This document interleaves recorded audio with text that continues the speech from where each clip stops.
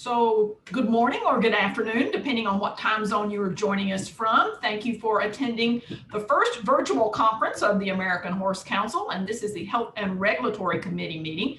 I'm Julie Broadway, President at the Council, and we're delighted to have you with us. For first-time attendees, I'm just going to give a brief overview of the American Horse Council, our mission, and sort of our governance policy. And then I've got a few tips for a virtual platform. I'm sure many of us have been doing Zoom since we've been home during the pandemic, but I'm just going to go through a few little housekeeping, so hopefully everybody will have the best experience.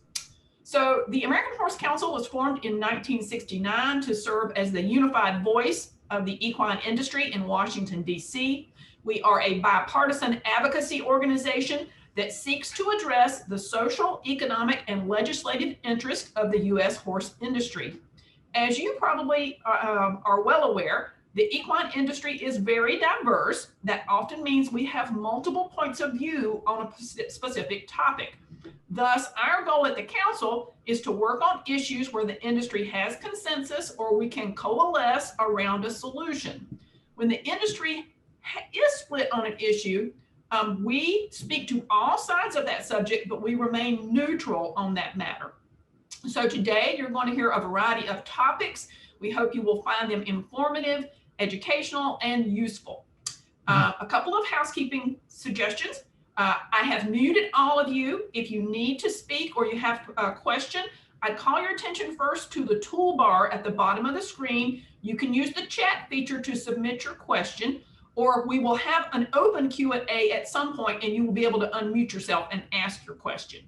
The session is being recorded and available for replay after our event. And we hope that you will participate and be an actively engaged feedback when we get to that portion of this. So now what I would like to do is turn this over to our committee chair, Dr. Rick Mitchell, and to the staff liaison, who's our Director of Health and Regulatory Affairs, Cliff Williamson. So Cliff, give me 1 second and I will pass the baton to you. Thank you. Dr. Mitchell, would you like to start with anything? Well, I just want to say thank you, Julie, for the introduction, and that for those of you that do not know me, I'm an equine practitioner, a sports medicine specialist. I've been involved with the American Horse Council for nearly 20 years, and I have served as the chair for this committee for quite some time. And my background is with international competitions. I was the team veterinarian for 6 Olympic Games and 5 Pan American Games, and that's really what got me interested in health and regulatory affairs, in that I traveled with horses and recognized oftentimes the many problems that were encountered with moving horses interstate and internationally. And we have a big role in that, but it's much more than that. And that's what we want to try to introduce to a number of people today. I want to thank everyone for joining us. And Cliff is going to lead the discussion with an outline that he has, and I just wanted to say hi to everyone and thank you for your interest in this committee. And we are always seeking interest in other new possible members. So keep us in mind if you have a burning desire to help us with our job. Cliff, I'll turn it over to you, okay? Thank you, Dr. Mitchell. I appreciate everyone's attendance on today's call. We've changed the format up a little bit this year, owing in large part to the nature of the way that we're meeting as opposed to how we usually get to do this face-to-face. There are a lot of topics. We don't have as many speakers as we usually do. That said, I'm grateful to all of our regulatory partners who have been able to join the call today. And I hope that everybody on the call feels comfortable taking part in a healthy conversation. Most of these topics are review of what has happened over the last 18 months, but I do expect and hope that we have a healthy conversation for most of these issues. To start us off, I wanted to display the charter. We formalized these in 2018 And this is the direction that we hope and anticipate our committee moving in throughout all of our conversations. And it may explain some of the actions that we've taken or not taken in the past. I'll read it for your benefit. The official committee charter is to monitor the health and regulatory issues that are of importance to the horse industry, and identify and prioritize industry concerns and opportunities, evaluate related information, and determine actions or activities that may be appropriate. This includes, but not limited to, regulatory efforts or industry-driven initiatives addressing equine health, international transport, and disease reporting. First topic on today's agenda is a brief discussion of the American Horse Council's importer working group efforts. Starting at the beginning of this year, the AHC Health and Regulatory Committee branched off in a way and formally invited as many importer impacted organizations and individuals around the United States, be they members of the American Horse Council or not, to participate in a collaborative coalition type effort to spark conversation and continued conversations that were not being had within the USDA at that time. Gratefully, the USDA initiated a working group bi-monthly call very shortly after that. And our working group has been able to prioritize the issues that were not taken up on those bi-monthly calls, or to elaborate on those calls as time is often short with the USDA staff themselves. We've covered a number of different topics within this working group, and of note, or I think of most prominent note, the issue around non-negative horse quarantine protocols has been the big hot button issue in 2020. There have been several instances of animals that have been held in quarantine, almost always within import facilities, and some of them for very, very long periods of time. That has started a conversation within the USDA as well about the best way to manage these animals and address the concerns of those animals' owners as to whether they should be allowed to stay in country, continue testing, the regularity of that testing, what countries they should be able to return to, and arguably, in my mind, the most important, how the USDA reaches out to animal owners to keep everybody informed about the best way to address these issues. Okay, so again, to those non-negative horse protocols, the USDA is currently moving forward on a proposal that will establish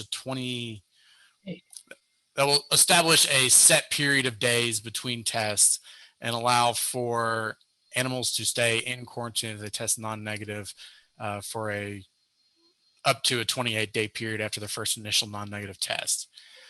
This solves a lot of problems. Of course, this working group has discussed some of the logistical issues that may come up and some of the cost concerns that are addressed with keeping horses in these quarantine facilities for 28 days. If you have an interest in this subject, please reach out and we will include you in the importer working group moving forward. Another issue that has come up is the ever increasing cost of USDA user fees. These costs feel very separated from the industry and the state of the industry, and oftentimes feel incredibly burdensome to the individuals who have to charge these fees onto clients' owners who may only be importing a horse for the only time in their lives.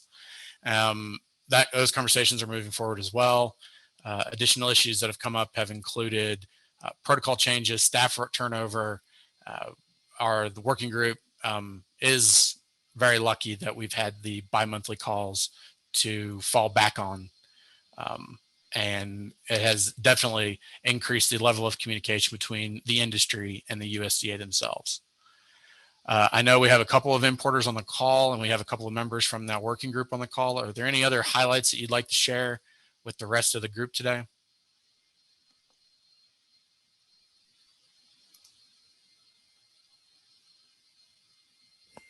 Hearing none. I apologize. I can't see my chat screen. There we go.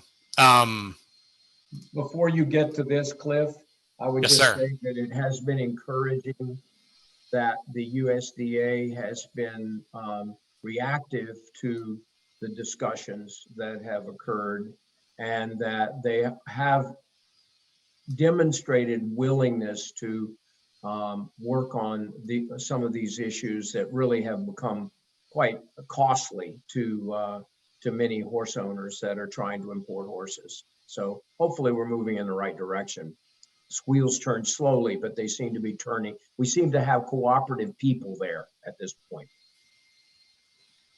Very true, Dr. Mitchell, very true. And again, of all of the issues that the American Horse Council has raised with the USDA over the last 5 years that I've been involved, the level of engagement within the import community has increased the most dramatically.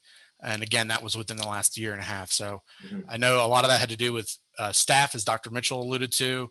I know there were some directives from on high, so to speak, but honestly, I think it was the industry itself and AHC members, especially, kind of bullying their way into the door sometimes and making that issue or the issues that exist in that segment of our industry so relevant. So thank you all that are on the call for doing that as well. The next subject I wanted to bring up with all of you is the high health, high performance conversation. As you can see on your screen, hopefully, a brief overview of what the high health, high performance concept is. This is a topic that the American Horse Council has discussed in the past. There is a renewed interest in the high health, high performance. And for those of you that are not able to see a screen, for your benefit, the high health, high performance concept is a system that allows for competitive competition animals, highly competitive internationally traveling competition animals to travel between countries that are participating in the program in an effective bubble in which they only interact with animals that are also in these bubbles. They are transported individually, they're housed individually, and they pose an incredibly low risk of transmitting infectious diseases. And due to that low risk, countries admit these animals without traditional import protocols being followed. Testing is done on a more regimented basis as opposed to just being done when countries enter or exit a border. This allows animals more freedom to travel more continuously. It also prevents situations like a non-negative test result or false positive test result, more specifically, to impede that animal and force it to miss a competition. The High Health, High Performance program is and has been implemented in other countries around the world on various continents. To my knowledge, we have not experienced a disease introduction or disease outbreak caused by one of these animals. And as such, there's several segments of our industry here in the United States that would like to begin the conversations of bringing the United States into the fold. I apologize, I'm trying to think of the right language here. But as such, we are hoping to have a healthy conversation here before the American Horse Council is asked to take a position moving forward. Dr. Mitchell, I know this is a Cliff, while you pause, will you double check? There's a couple of people who have emailed me saying they're in the waiting room. I've taken care of it. Thank you. Thank you. If Dr. Mitchell, if you have any conversation you'd like to have, Dr. Timoney has worked on this very extensively. I certainly don't mean to put any burden on you in explaining the process, but if you have any points you would like to share on the onset of this conversation, I'd certainly appreciate it. I'd love to hear what Peter has to say first. Thank you very much indeed, Rick. Can you hear me? Yeah. Yes, sir. Great. This concept originated, goes back quite a number of years now at the OIE, the World Organization for Animal Health. It took about 3 years for it to be finalized. And the whole impetus for developing this was specifically to facilitate international movement of horses for competition. That competition either being equestrian sports or competing in international races. And it does not apply at all to animals being moved internationally, much less nationally, for breeding purposes. So it's restricted specifically to the performance horse. And second of all, the period of time within which a horse can avail of and travel from country to country and compete within the context of this framework. It must complete its travels and return to its country of usual residence within 90 days. In this country, it's still 60 days, but we're trying to get the USDA to accept the fact that it needs to be extended to 90 days and be consistent with what member states in the European Union and other countries basically work to at the present time. So it is significant. It's significant in the context that it enables the hosting of international events in countries which or whose disease status for specific equine infectious diseases is not necessarily up to what we would like it to be, and certainly not equivalent to what we enjoy in this country. In such instances, it is possible for a participating country to establish what's referred to as an equine disease-free zone. And that disease-free zone represents a compartment within the country that essentially it has established it does not have any of the particular diseases that are of concern to the industry internationally. And basically, by doing that and by basically establishing controls within that particular compartment from a biosecurity viewpoint, etc., it is possible for countries to host such events.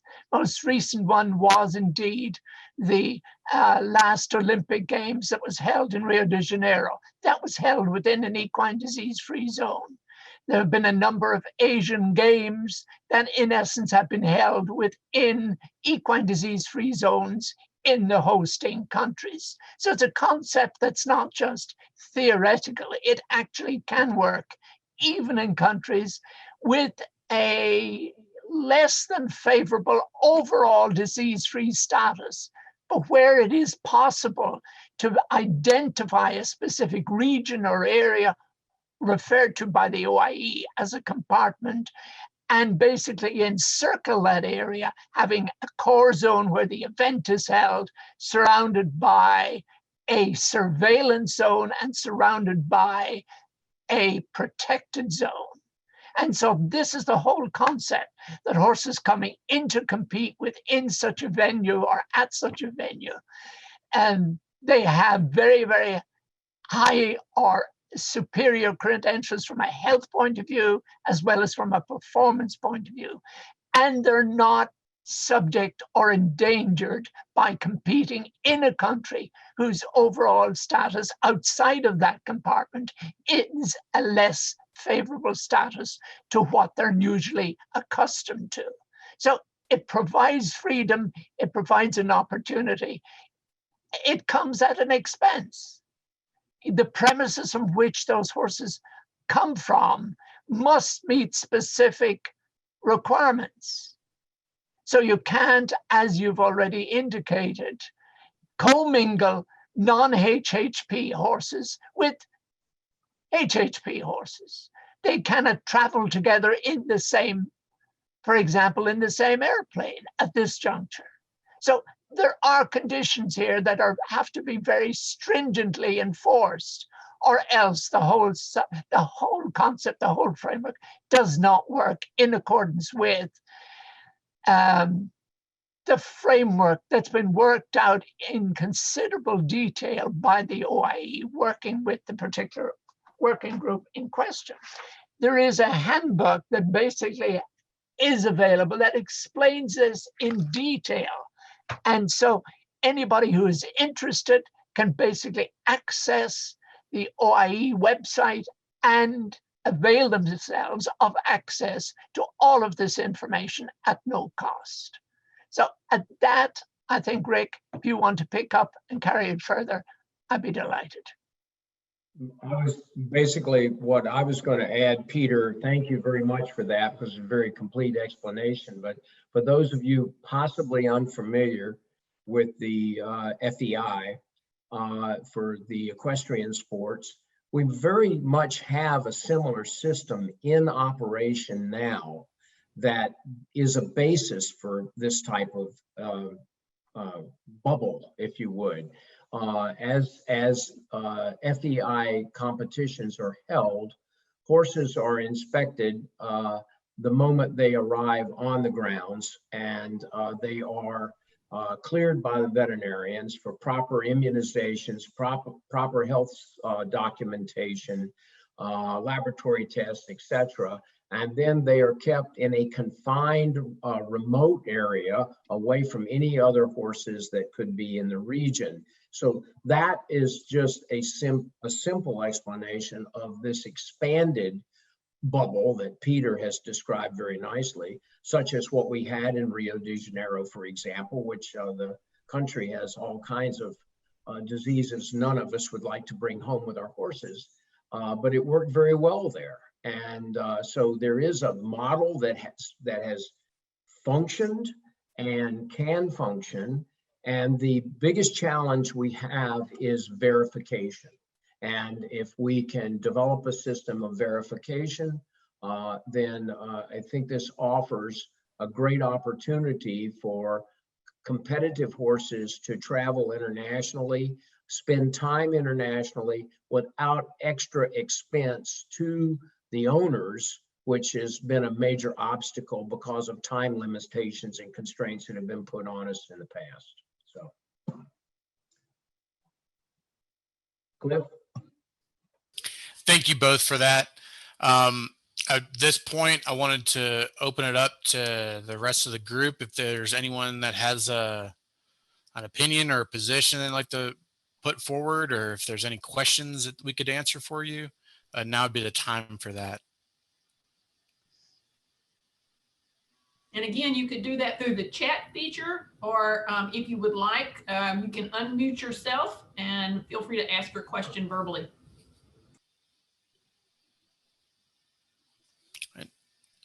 The points of note for me and within my position at the American Horse Council are, Dr. Mitchell mentioned the verification of information and animal care in other countries. The United States and the USDA in particular would have no way of verifying that information.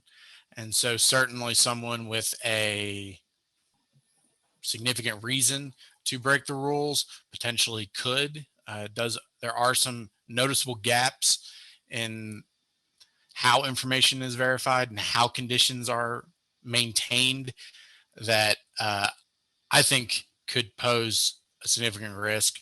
That said, there is not a case to my knowledge where anybody has taken advantage of the system and had it turn out negatively for the country who allowed the horse to come in. The other hurdle that I fear is on the regulatory side, both at the federal level and at the state level, for these entities in the United States to be able to open up their rules to allow these kinds of unmonitored animals to enter, travel freely. I mean, there are protocols in place, but it doesn't necessarily require a plane to go from one equine event in the United States to another equine event in the United States. And we have lots of issues at the state level regarding how animals are announced and reported to be moving from one location to another, especially one clean location like a federal import facility to a unknown facility like an event showgrounds or a racetrack. Katie, I don't know if you have a perspective on the state issue that you'd like to share at this point. Yeah, thanks, Cliff. I was thinking that was my segue in. It is a challenge from the state side, but also the federal side, and there are some rules and regulations. I think the biggest concern would be to do this from a biosecurity standpoint and meet the standards that are outlined in the HHP. For those of you not familiar, there is an entire biosecurity protocols that must be followed. I happen to be on the OIE working group that did those biosecurity standards, and they're quite rigorous to implement at shows and at any of these venues. And tracking the animals is one of them, monitoring the health and maintaining that separation. So maintaining that separation, as Dr. Timoney mentioned, they can't be in, these non-HHP horses cannot be in the same trailer or conveyance or airplane. So that's going to be a challenge. And then just crossing state lines and not having to be following the state regulations, that would take some working to get through that. There are some leeways within the federal rules and regulations and state regulations that we could work with. But I do think it would be a combined effort to address those situations. I don't think it's unattainable, but it is something that's going to have to be worked on, and ensuring that all parties are on the same page, whether it's FEI, USEF, USDA, and the state officials. And then the whole side of verification and oversight, if that was to be the national authority, would be the USDA. And as we've known right now, we have a great working relationship. We have great work being done on the import side. However, we do know that there's change of personnel, and we've had some changes over the years. And to enforce something, to maintain something like this, there needs to be some equine expertise that is needed to ensure that we're protecting the health of the non-HHP as well as the HHP horses.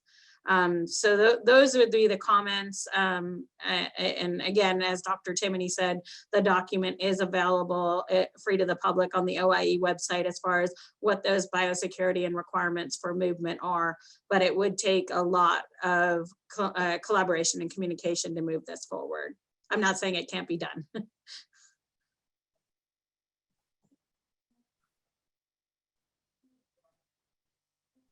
Thank you, Katie. And I'll note, in addition to those things, that this will also open up the, right, we have experienced in the last year and a half a change within how the racing sector has been able to host international events and the lengths to which they have to meet USDA standards,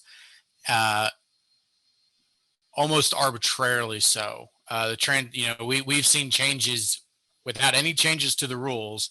We've seen significant changes to how the rules are implemented or interpreted, and those have led to incredibly costly, almost emergency measures that have had been taken by racetrack event managers and facility staff management. I am always cautious to encourage a new branch of the equine industry into engaging in long-term contractual obligations or obligatory relationships, for that matter, with the USDA. Costs, user fees, as mentioned earlier, can fluctuate greatly. It often appears that relationships with the USDA are very gracious in the preliminary conversations and developmental phases of those relationships. And then once the industry becomes accustomed to a certain new environment or a new event series, it becomes much, much more complicated. And, there's a great level of education that has to be done for every staff member within the USDA as to the state of the horse industry and how these events and operations are run. And the USDA has an incredibly high turnover rate, especially where the equine industry is concerned, both at the national level and at the field office levels around the country. So not only, I don't want to be the cynical one on today's call or come off as pessimistic in any way, but there are some very legitimate concerns that our industry needs to take into account before we commit to what will be a heavy lift to get the high health, high performance concept adopted and incorporated into the USDA's CFR. So I don't see any new comments or questions in the chat. I hope this conversation was helpful and enlightening you all as to what conversations are being had. And I will move on. Dr. White, I saw you were on the call. Would you please give us an update on the Equine Disease Communication Center? Yes, thanks, Cliff. Do you know if all of those that registered got the report? I do not, but I can post it and share it on the screen if you like. Sure, why don't you do that? I can give a brief update. EDCC is made up of Nat White, Katie McDaniel, and Keith Klein. Katie's been doing very well and is helping us not only with the educational part with the alerts, but also with fundraising. We've had 1,847 alerts posted since we started in April 2015. That included 4,472 cases or outbreaks reported. We've had really good cooperation from the state veterinarians. There are some states that haven't submitted cases or don't submit very many. But if any of you have been watching our alerts this summer and fall, you'll see the large number of the eastern equine encephalitis cases and so on, sometimes several a day. Is it up for everyone? It looks Yes. like it is. Yes. Okay. All right. On that report, I put the statistics for 2019, looks at the different diseases we reported and the states that they were in. If people want this report, Cliff can send it to you. Hopefully that will be helpful to anybody. A few changes we've had, the website has been updated some. We have a new support page and I invite everybody to go look at that. The goal of that was to have a way to encourage people to donate, and it now goes with a link directly to the Foundation for the Horse for people to donate, and people have been using that. We've changed our database, and maybe I should explain a little bit. The database we made because we were finding we were keeping all of our data on spreadsheets, and we learned that that wasn't going to be as accurate and retrievable as we needed. So we actually created a database. Originally, it was on the cloud with Microsoft, and we've moved that to the USEF servers. And the USEF IT team is helping us regulate it and will be helping us to upgrade that to do some things we can't do right now. We did put a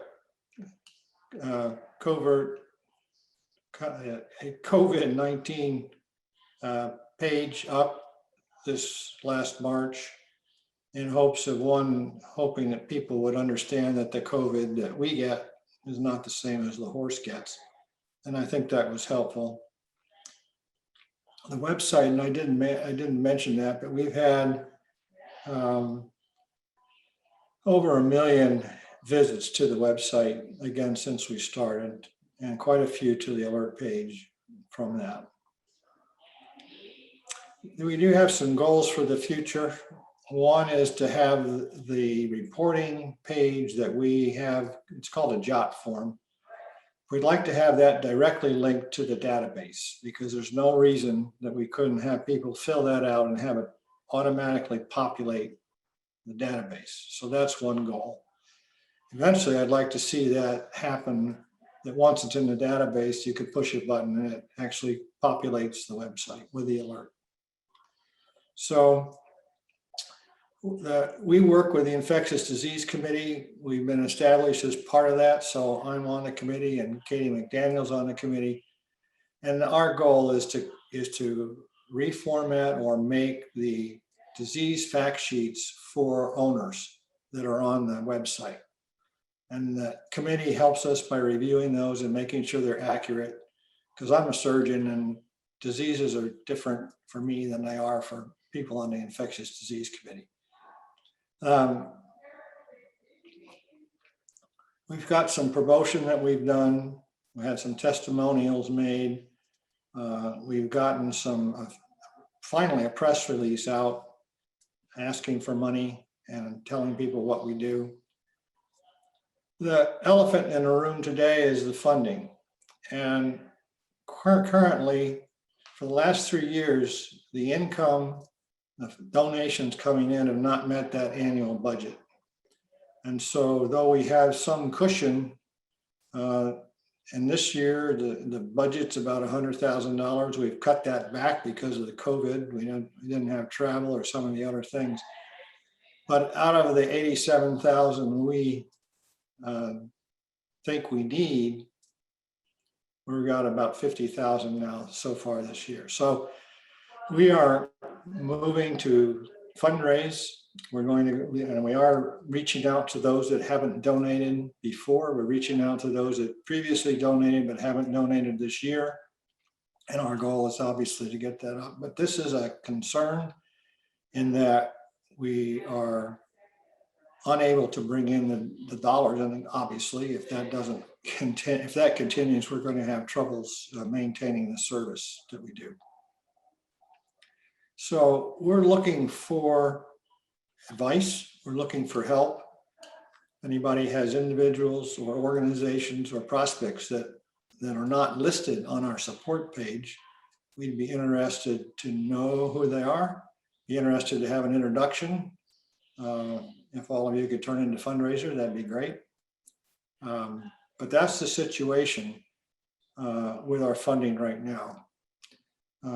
Last year, I asked the Horse Council Board to consider how we might have a sustainable way to fund, and Julie's come up with an idea for a incentive program that would help to fund research, or the EDCC, which is something that both are priorities. We haven't done much with that because of the COVID situation, but that's something that we need to work with the current advisory committee and see if they can help us to put that together. That's been a rapid summary, Cliff. I guess I would open it for questions because I think I could go over all this in more detail, but I don't think that's really necessary. Yeah, absolutely. Anybody has any questions, please unmute your line. Cliff, it's Karen Milanowski. I just want to commend Dr. White for all of the work. The service is absolutely stupendous. We appreciate the daily updates, and I have shared your site, Nat, with everyone in New Jersey. So we thank you for this wonderful service. Well, I'll say it's rewarding. I do get comments and appreciations, and that's really very not helpful to us to know that we're doing what we need to do. But if anybody has suggestions of how we could improve it, we'd really like to hear about it.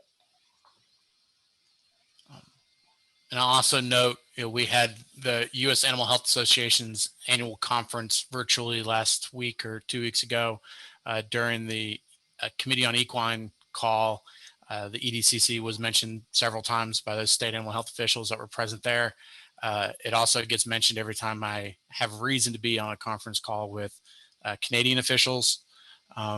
the relationship we have with Canada and the EDCC is a little different than the relationship we have here, but it is quickly, at least at the highest levels, being looked at as a very important part of their protocols and procedures, and that will only expand as time permits.